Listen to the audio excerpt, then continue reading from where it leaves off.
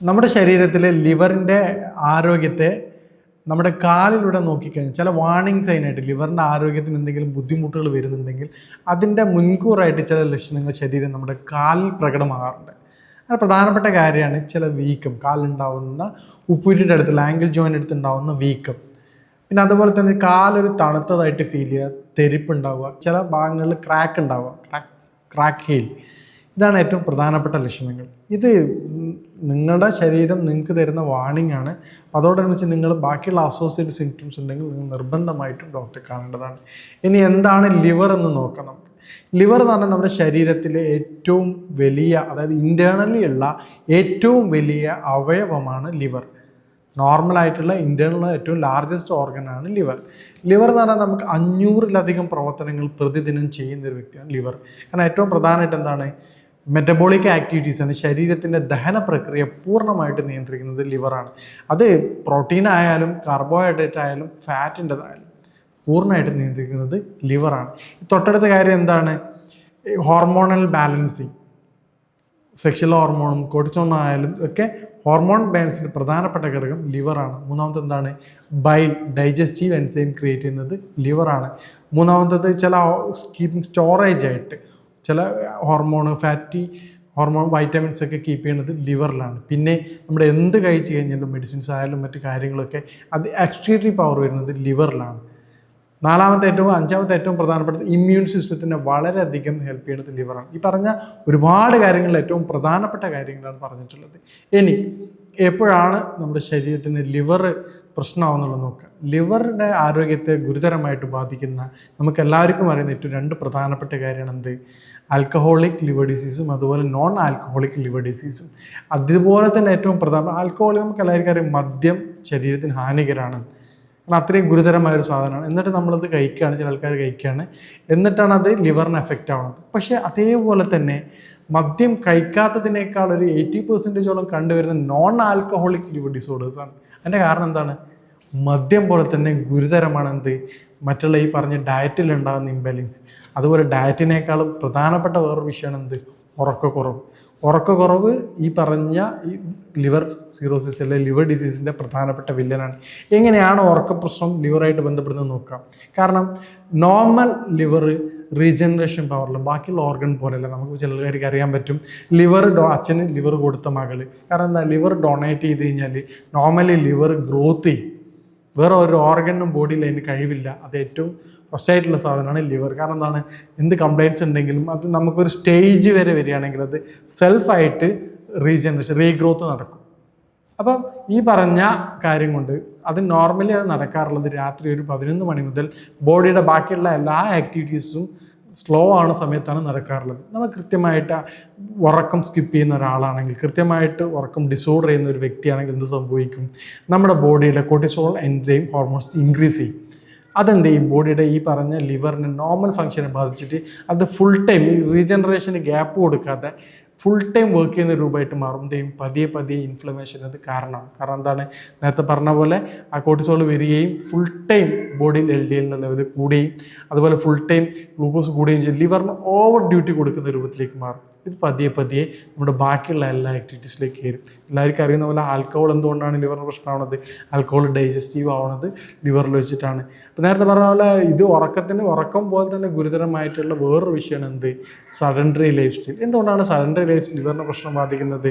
നേരത്തെ പറഞ്ഞ ഫാറ്റിൻ്റെ കാര്യം, റൈസിൻ്റെ കാര്യം, ഒരുപാട് കാര്യങ്ങൾ ഇതിന് വിഷയമാണ്. എന്താണെന്ന് പറഞ്ഞു കഴിഞ്ഞാൽ നേരത്തെ പറഞ്ഞ കൂടുതലായിട്ടുള്ള ബോഡിയിൽ സഡൻഡറി ലൈഫ് സ്റ്റൈൽ പോലെ തന്നെ പ്രശ്നമാണ് അൺഹെൽത്തി ആയിട്ടുള്ള ഫുഡിൻ്റെ ഇൻടേക്ക്. എങ്ങനെയാണ് നമ്മുടെ ലിവറിൻ്റെ ആരോഗ്യത്തെ ഹൈ കലോറിക് ഫുഡ്, അതുപോലെ തന്നെ ഈ പറഞ്ഞ സ്പൈസി ആയിട്ടുള്ള അല്ലെങ്കിൽ ഓയിലി ആയിട്ടുള്ള ഫുഡ് എങ്ങനെ ബാധിക്കുന്നത് നോക്കാം.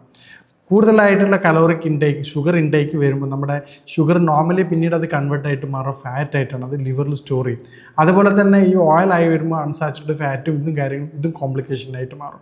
ഇത് രണ്ടും സംഭവിക്കുക എന്താണ്, ലിവറിന് ഓവർ സ്ട്രെയിൻ കൊടുക്കും. ഇതാണ് ഇതിൻ്റെ ഏറ്റവും അടിസ്ഥാനപരമായ കാരണം. അപ്പം നമ്മൾ ലിവറിന് കംപ്ലയിൻറ്റ്സ് വരാതിരിക്കാനും വന്നു കഴിഞ്ഞാലും നമ്മൾ കോമൺ ആയിട്ട് വന്ന് പറയാറുള്ളത് എന്താണ്, നിങ്ങളുടെ ബോഡി വെയിറ്റ് നിർബന്ധമായിട്ട് ഒരു 10 to 50% കുറക്കാറാണ് പറയുന്നത്. കാരണം എന്താണ്, ഫാറ്റ് റെഡ്യൂസ് ചെയ്യാതെ ഇതിന് പ്രോപ്പർ ട്രീറ്റ്മെൻറ്റ് ഇല്ല. നേരത്തെ പറഞ്ഞാൽ എന്തുകൊണ്ടാണ് സംഭവിക്കുന്നത് പറഞ്ഞു കഴിഞ്ഞാൽ ഈ കോർട്ടിസോൾ എന്നുള്ള ഹോർമോൺ ഉണ്ടാകുകയും ഇത് ഈ പറഞ്ഞ ബ്ലഡ് വെസൽസിന് ബ്ലോക്ക് ചെയ്യും. നോർമൽ സർക്കുലേഷൻ ബ്ലോക്ക് ചെയ്താൽ ബോഡിയിൽ കൊളസ്ട്രോളിൻ്റെ അളവ് കൂടും, അതുപോലെ ബോഡിയിൽ ഗ്ലൂക്കോസിൻ്റെ അളവ് കൂടും. ഇതാണ് ഡയബറ്റിക്കിൻ്റെയും ഹൈപ്പർ ടെൻഷൻ്റെയും കാരണം. ഇതുപോലെ തന്നെ അത് ലിവറിൻ്റെ ഹെൽത്തിനെ ഗുരുതരമായിട്ട് അത് ബാധിക്കും.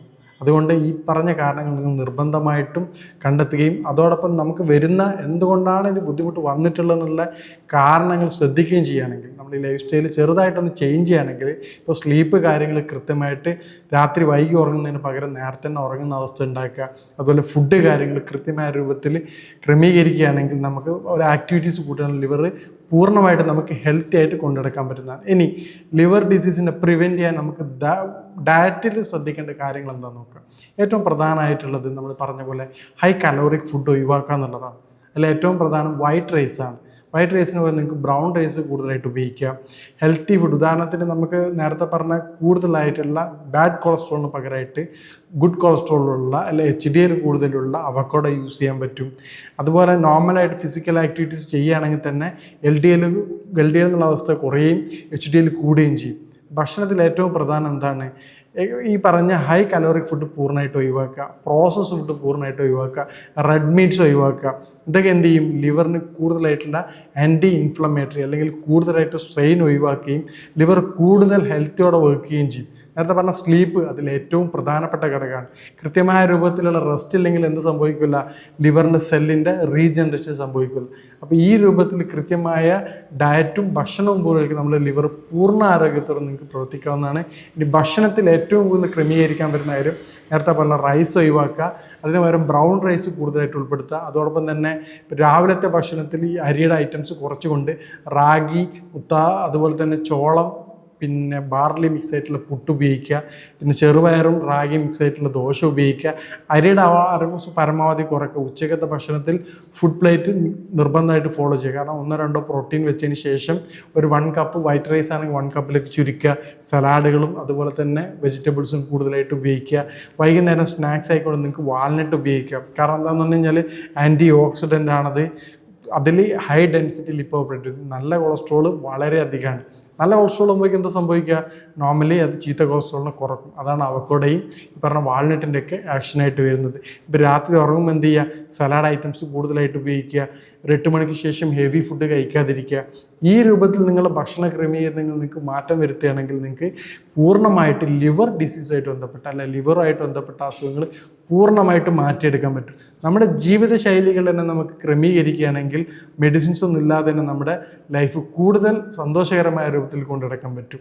ലിവറിൻ്റെ ആരോഗ്യത്തിനെ വർദ്ധിപ്പിക്കുന്നതിന് വേണ്ടി നമുക്ക് 3 കാര്യങ്ങൾ വീട്ടിൽ വെച്ച് തന്നെ ചെയ്യാൻ പറ്റുന്നതാണ്. ഏറ്റവും പ്രധാനപ്പെട്ട കാര്യം കരിഞ്ജീരകം.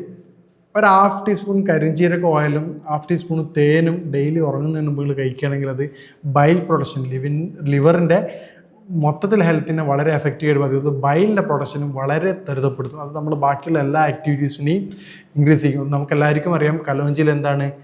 ആൻറ്റി ഓക്സിഡൻ്റ് റിച്ച് ആണ്. അതുപോലെ തന്നെ പിന്നെ രണ്ടാമത്തെ ഒരു പ്രധാനപ്പെട്ട ബാർലി കൂടുതലായിട്ട് ഉപയോഗിക്കുക. ബാർലിയുടെ വെള്ളം കഞ്ഞി വെച്ച് ഉപയോഗിക്കുക. അപ്പോൾ ഡയബറ്റിക്കുള്ള ആൾക്കാരാണെങ്കിൽ ബാർലി വളരെ എഫക്റ്റീവാണ്, ബാർലി ഉപയോഗിക്കുക. അതുപോലെ തന്നെ ഏറ്റവും പ്രധാനപ്പെട്ട ഒരു കാര്യമാണ് നമ്മുടെ മാതള നാരങ്ങ, അനാർ ഡെയിലി ഒരു ഹാഫെങ്കിലും ലിവറിൻ്റെ പ്രശ്നമുള്ള ആൾക്കാർ കഴിക്കുകയാണെങ്കിൽ അത് വളരെ എഫക്റ്റീവാണ്. ഈ പറഞ്ഞ 3 കാര്യങ്ങൾ നമ്മുടെ ജീവിതശൈലിയിൽ ഡെയിലി ഭക്ഷണത്തിൽ ഉൾപ്പെടുത്തുകയാണെങ്കിൽ ലിവറിൻ്റെ ഹെൽത്ത് നമുക്ക് നാച്ചുറലി തന്നെ റിക്കവർ ചെയ്ത് കൊണ്ടുവരാൻ പറ്റും വിത്തൗട്ട് മെഡിസിനായിട്ട്. പക്ഷെ നമ്മൾ പ്രത്യേകം ശ്രദ്ധിക്കേണ്ട ഒരു കാര്യം, എത്ര മെഡിസിൻ കഴിച്ചാലും ഇല്ലെങ്കിലും നമ്മുടെ ഫിസിക്കൽ ആക്ടിവിറ്റീസ് ഇതിൽ ഏറ്റവും പ്രധാനപ്പെട്ട ഒരു ഘടകമാണ്. നമ്മൾ ഫിസിക്കൽ ആക്ടിവിറ്റീസ് ചെയ്യാതെ നിങ്ങൾ എത്ര കാര്യങ്ങൾ ചെയ്തിട്ടും കാര്യമില്ല. കാരണം എന്താണ്? ഫിസിക്കൽ ആക്ടിവിറ്റീസ് നമ്മൾ നോർമലി പറയാറുള്ള നേരത്തെ പറഞ്ഞ പോലെ 10 to 50% എങ്കിലും ബോഡി വെയിറ്റ് റെഡ്യൂസ് ചെയ്യേണ്ടതാണ്. അപ്പം അത് നിർബന്ധമായിട്ടും ചെയ്യേണ്ടതാണ്. അപ്പോൾ മുകളിൽ പറഞ്ഞ രൂപത്തിൽ നമ്മുടെ ഡയറ്റും കാര്യങ്ങളും അതോടൊപ്പം തന്നെ മുകളിൽ കൊടുത്ത ഹോം റെമഡീസ് ആയിട്ടുള്ള കാര്യങ്ങൾ നിങ്ങൾ ഭക്ഷണത്തിൽ ഉൾപ്പെടുത്തുകയാണെങ്കിൽ നമുക്ക് ലിവർ ഡിസോർഡേഴ്സ് ഒരു പരിധി വരെ പൂർണ്ണമായിട്ടും ഒഴിവാക്കാൻ പറ്റും. അതുപോലെ നേരത്തെ പറഞ്ഞ വെയിറ്റ് ബാലൻസിങ് നിർബന്ധമാണ്. അതുപോലെ തന്നെ കലോറി കൺട്രോൾ വേണം. അതുപോലെ തന്നെ ഏറ്റവും പ്രധാനപ്പെട്ടാണ് എന്ത്? കൃത്യമായിട്ടുള്ള ഉറക്കം. ഈ രൂപത്തിൽ ചെയ്യുകയാണെങ്കിൽ നമുക്ക് ലിവറിൻ്റെ ഹെൽത്ത് പൂർണ്ണമായിട്ട് റിവേഴ്സ് ചെയ്തുകൊണ്ടുവരാൻ പറ്റും. പിന്നെ ഇതുമായിട്ട് ബന്ധപ്പെട്ട സംശയങ്ങൾ നിങ്ങൾക്ക് ബന്ധപ്പെടാവുന്നതാണ്. ഇനി മറ്റൊരു ഹെൽത്ത് വിഷയമായിട്ട് കാണാം. നന്ദി.